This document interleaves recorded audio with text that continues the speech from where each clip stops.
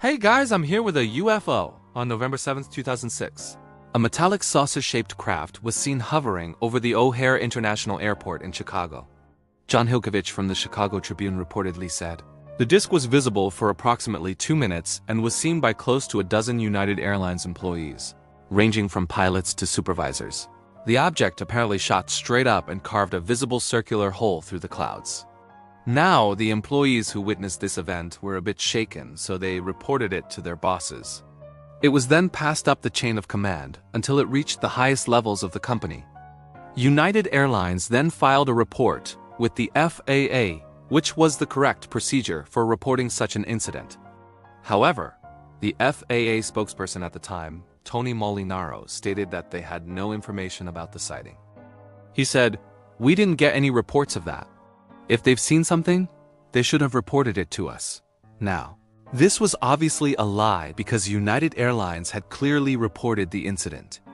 So the Chicago Tribune filed a Freedom of Information Act request for the recorded conversations between air traffic controllers and United Airlines employees. The FOIA request was eventually granted and the transcripts revealed the truth.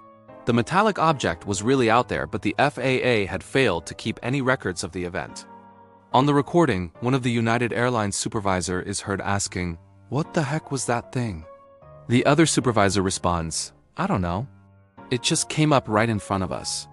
It was a metallic disc, just like a flying saucer would be." The supervisor then asked if the other person had seen the object shoot straight up into the sky, to which he responded, "Yeah, it just went straight up and it looked like it burned a hole in the clouds."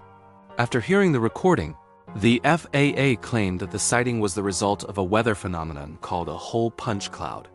This occurs when an aircraft flies through a large volume of supercooled water droplets suspended in the air. The droplets are cooled to below freezing, but they remain in a liquid state.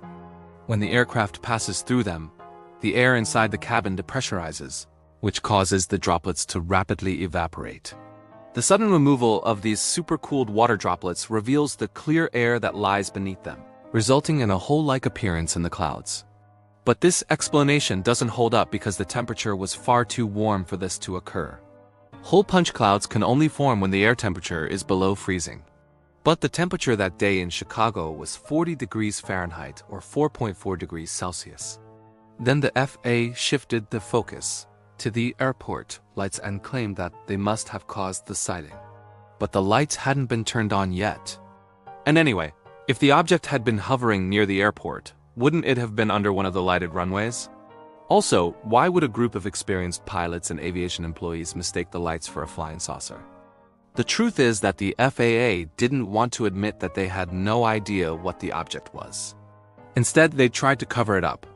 They didn't conduct a proper investigation, and they even tried to blame the incident on a simple weather phenomenon that couldn't have possibly occurred. I think that this incident is especially significant because it involves a large group of credible witnesses, most of whom were experienced pilots and aviation employees. I think that we can all agree that if this event had been captured on camera, it would have been much more believable.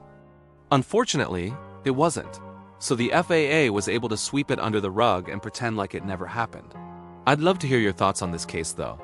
What do you think happened at Chicago O'Hare International Airport on November 7, 2006? Let me know in the comments below. And as always, thanks so much for watching. I'm here with a UFO. And remember, if you think you're seeing a UFO, don't be afraid to share your story because it might help to shed some light on the truth.